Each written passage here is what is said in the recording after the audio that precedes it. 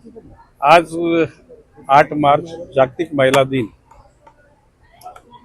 एकूणच देशाचे पंतप्रधान नरेंद्र मोदीजींनी महिलांना ॲश्युअर केलेलं आहे की 2029च्या लोकसभेमध्ये 1/3 म्हणजे 1/3 महिला खासदार असतील। त्याचबरोबर त्याच्यानंतर 2-4 महिन्यांनी होणाऱ्या विधानसभेमध्ये सुद्धा 1/3 महिला आमदार असतील। हा लोकप्रतिनिधित्वामध्ये महिलांचा केलेला सन्मानच आहे। काल राज्याचे मुख्यमंत्री देवेंद्रजी फडणवीस यांनी सुद्धा त्या गोष्टीचा उच्चार केला। आज मी ज्याला माहिती घेतली की नवी मुंबई महापालिकेमध्ये महिला बालकल्याणासाठी 60 कोटीची तरतूद आहे। म्हटलं जर 1/3 जर का लोकप्रतिनिधी वाढणार असेल तर पुढच्या वर्षी बजेटमध्ये 1/3 बजेटची रक्कम सुद्धा वाढली पाहिजे आणि ती 90 कोटी रुपयामध्ये जावी आणि ती जाईल हा विश्वास मी या ठिकाणी व्यक्त करतो।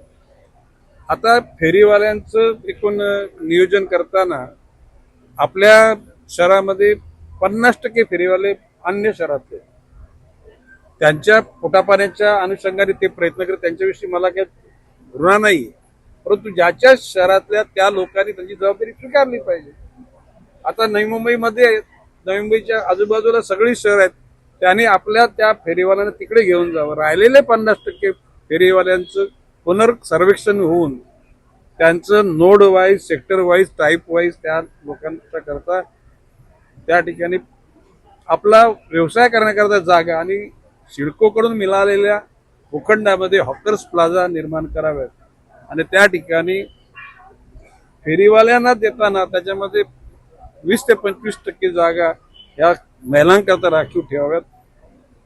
बचत गटाच्या माध्यमातून संघटित होऊन त्यांनी केलेला जो व्यवसाय आहे त्या उत्पादित मालाला बाजार मिळावा म्हणून अशा प्रकारचा विचार मी माननीय आयुक्तांना सुचवलेला आहे आणि त्याची पाठपुरावा करून त्याला फलसादृश्य स्वरूप देण्याचं काम निश्चितपणे करू हा विश्वास व्यक्त करतो।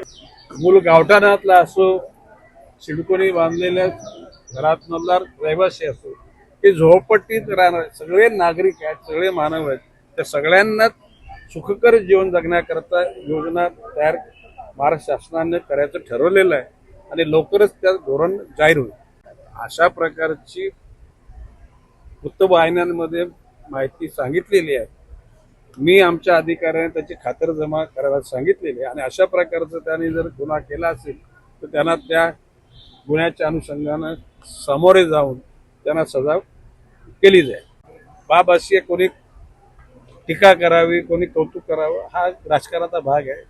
तर त्यांना चांगलं वाटलं, त्यांनी चांगलं बोललं तर काय, म्हणजे बाब अशी आहे की